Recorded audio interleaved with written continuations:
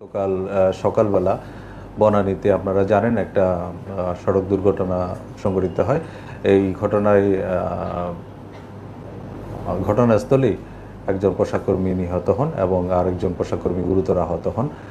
এই ঘটনার প্রেক্ষিতে গার্মেন্টস কর্মীরা রাস্তা অবরোধ করে রাখেন এবং সারাদিন এর যে পুরো ঢাকা মহানগর এলাকায় থাকে।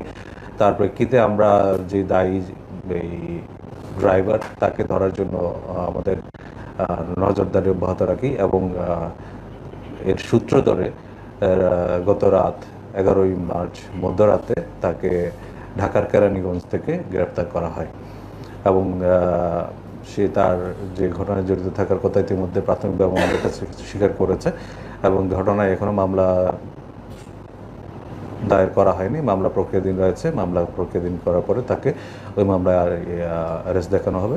ইতিপূর্বে যে ঘটনাগুলো ঘটেছিল, ওই যে গার্মেন্টসের ওখানে যারা রাস্তা অবরোধ করে রেখেছিল কর্মীরা, তাদের যে কয়েকটা দাবি ছিল, তাদের অন্যতম প্রধান দাবি ছিল যে ঘটনায় জড়িত ট্রাক ড্রাইভারকে আটক করা এবং আমরা সেটা সফলতার সাথে সক্ষম হয়েছি।